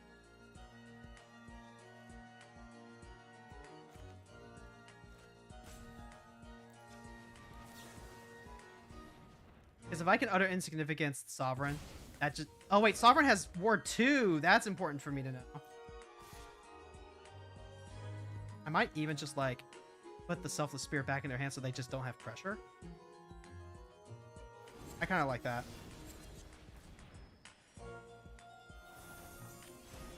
Even though they could have, like, sacrificed it, so that way I lose my Brazen Borrower. Okay, so now I need to hold up this Utter Insignificance, right? Right. But I also don't have anything, like... yeah... let's do it like this, actually. Let's go ahead and play Berta. Berta can't be countered. He could be Swords to Plowshare. But now if they play Sovereign... yeah, Sovereign gets to come down. That's fine. That's really cool, in fact. I have Psych Rift? I have Psych Rift. And that's... wait, no. This is based on the mana, so I can still, like, utter instinct against that. Let's do that. Alright, so I'm going to go ahead and pay for the ward. Increment's going to trigger. I get to put green for the half lane. Play the half lane, so I get a little bit of acceleration. And then... I can attack. I can attack, but I'm not gonna. That would give them a free block, potentially. They can still disenchant the Utter Insignificance, though. But I don't think they can. Dip here. So, here's something that you do get to do with the current queue system in Casual Brawl. You do get to play lower power commanders and get matched with commanders that have comparable win-loss records, right? Like, you are going to get matched up against commanders that have similar power levels. So, just kind of based on the information that they have, which is every Brawl game played ever on Arena, by the way, right? So these two commanders are, roughly speaking, pretty close to each other, give or take, like, some minimum MMR. Like, MMR is a factor. But generally speaking, these two should be pretty close to each other. That still doesn't account for player skill. That still doesn't account for, like, deck building or even just, like, you know, basic variants in Magic. So what you can do, you can just build mono blue flavor of the month and get paired against, you know, the massive high bays that are just going to fold because they're, you know, if they don't have their halfling, they just get countered by everything. It's kind of what this deck is supposed to be. I'm not going to pull it out just yet, but this is the flavor of the month deck for if I just want to play mono blue and bully some high bay guards. Cavern of Souls is like the only other issue, so like, you know, deal with your ghost, add in all your ghost quarter effects to deal with that as you see appropriate. But also, you can just play like lower strength, lower tier blue cards now, and you'll get those matchups, barring the barring the odd MMR matchup. Like MMR is not as heavily weighted as it used to be, but still, still.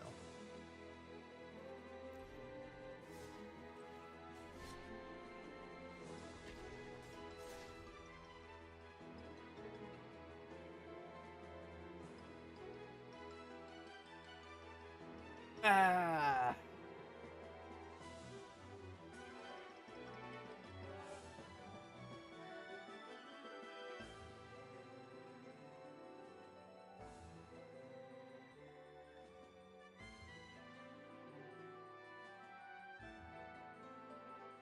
Oh, don't forget the stretch, chat. Don't forget the stretch.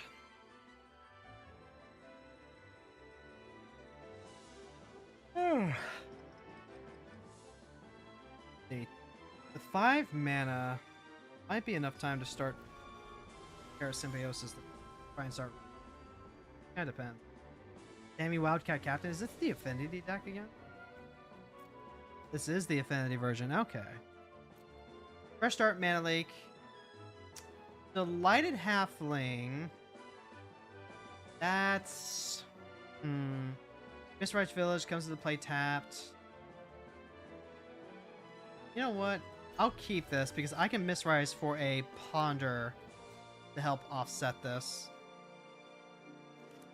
I would love to have had turn 1 Forest for Halfling just to help accelerate things a little bit, but that's the world we live in. Mistwright Village coming to play tapped is the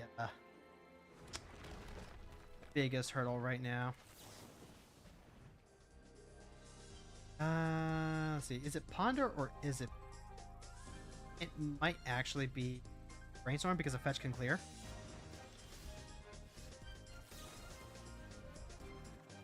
Ooh, that is not what I was hoping for.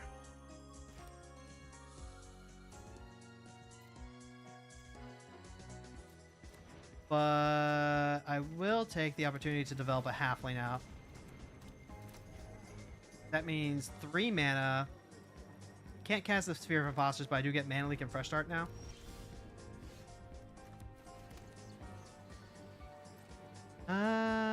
Yeah, Halfling would get saucy. It only really matters if they have Mana Tithe. I'll convert this Mana Leak into, like, pretty much anything they try to do.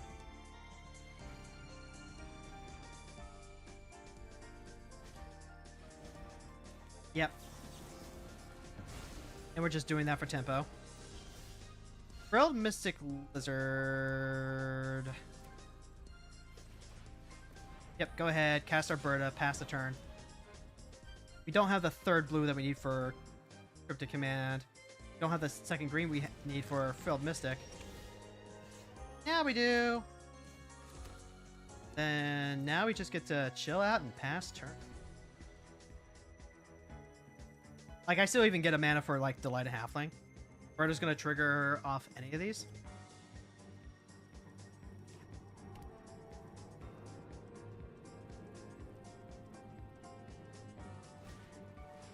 The Celestis. Double Strike. The Celestis being able to convert cards. The digging actually does matter for a draw deck like this. I think I'm just going to go ahead and Frilled Mystic this, because that gives me an actual real clock to start pressuring them with.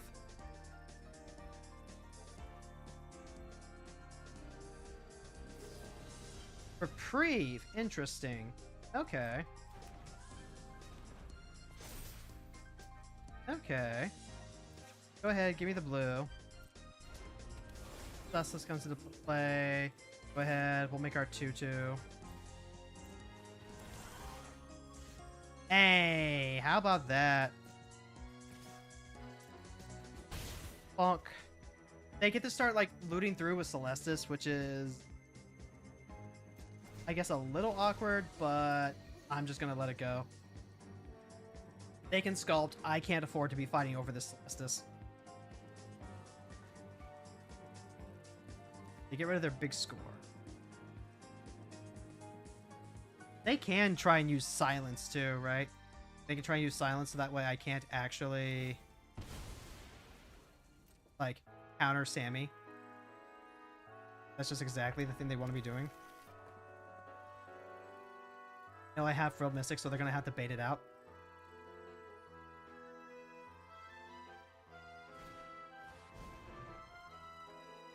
Galarian Flesh Raker is a very, very good Magic the Gathering card. I do not want them to have that.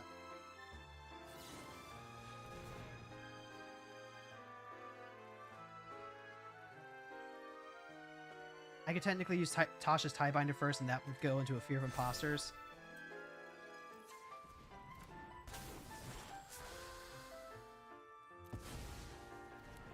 And, like, I don't have any other color mana if I do anything else in this first main phase, so they should really be switching phases here. Ooh, I can't stop that either. Casting the Cityscape Leveler, you say? I could have punished them if I had enough. Oh, they're just done? That's so weird. That's so weird, though. But they have Cityscape Leveler that they can unearth? 4, 5, 6, 7, 8, 9? Were they just not happy with what they were drawing? Maybe. Maybe. I definitely could have considered going with Fear of Imposters. Yeah. But Tasha's Tiebinder also just, like, can't actually counter spell. Ah, well. They're still dealing, like, 7 points of damage a turn. That's a pretty fast clock.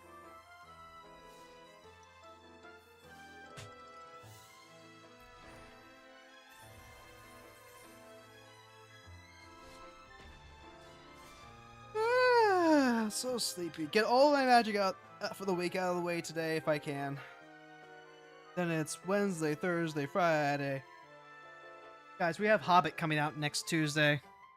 So gotta make sure that your dailies are all cleared up by next Tuesday. You hear me?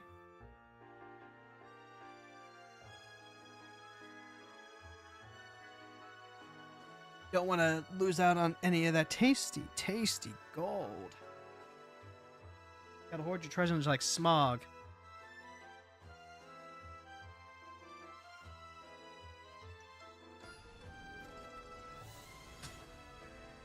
Serenity of the Unwritten. Time for Dragon Ramp.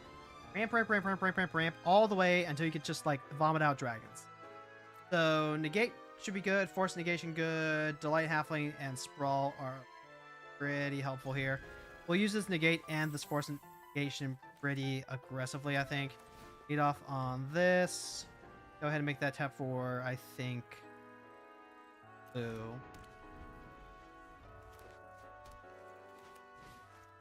Tommy the Bamboo grows. Can't stop that. You get the Hedge Maze. Go ahead and grab... I have Negate first, and then I can hold up Force Negate. Oh. Alright, so there's Halflane. Pass the turn. I can go ahead and play Berta on the next turn if they don't do anything particularly egregious. Well... let it not be said that the opponent doesn't have the stuff.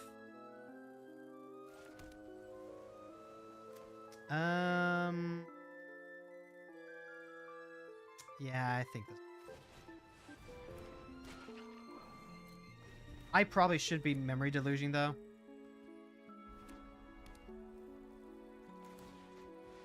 For Explorer, yep, that's fine. I need to find...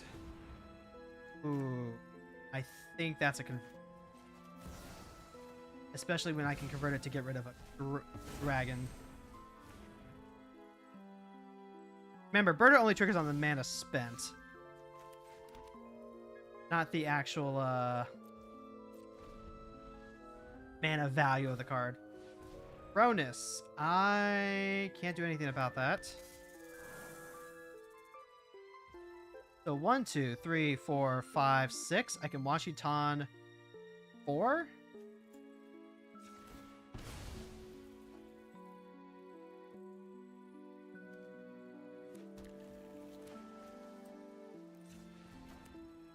Washitan for...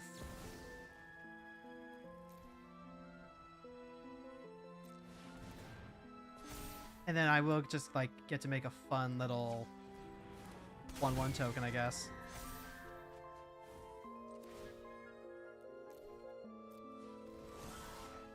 Eaten by piranhas. That's cool. That's currently 3, 4, 5, 6. Go to combat. Attack with the 5/5 bird. I could, like, use Disciple to eat the 5/5 bird. I don't really want to do that, though.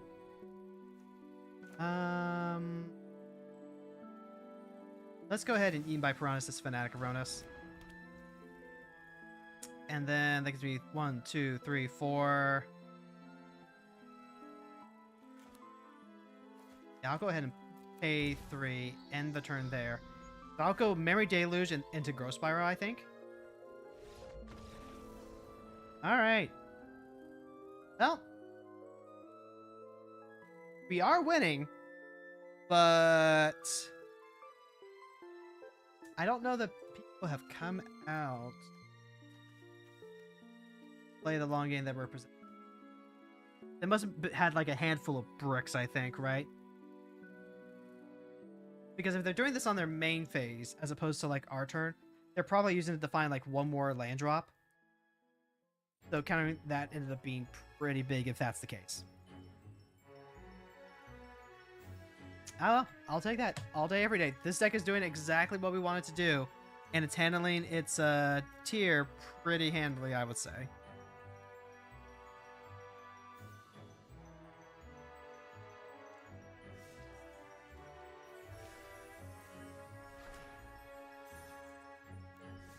Is that what it gives now? Is it gives art styles?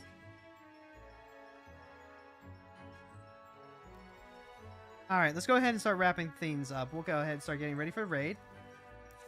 And folks, we do have a redeem called Lead the Raid. If you know anyone who's cool, if you know anyone who's playing Magic or Final Fantasy XIV, if you know anyone who's queer, neurodivergent, if they just, you know, fit the cool vibes that we're going for here, then like, hit Lead the Raid and we'll go ahead and check them out. Anyway, just to kind of go over the plans for this week again. Remember that we are not going to be back until Friday for Final Fantasy Friday. Hopefully wrapping up Final Fantasy VIII. Hopefully wrapping up Final Fantasy VIII. Because I know Fron is bursting at the seams to get to 14, and honestly, so am I. So am I. I'm going to take a nice, good rest, taking care of my wife tomorrow and Thursday. Oh, I am so crushy. But we got a lot of good magic in today. Got a lot of fun wins. Some ones that ended a bit shorter than I would have preferred, but like, hey, you know what? Say la vie. If you're over on the YouTube side, thank you so much for watching. Don't forget to leave a like. Don't forget to subscribe if you haven't already. And tell people about the stream if you think they'll enjoy hanging out. We're going to go ahead and end it there. Baloop. And over on the Twitch side, we're going to go ahead and raid on out. Who are we?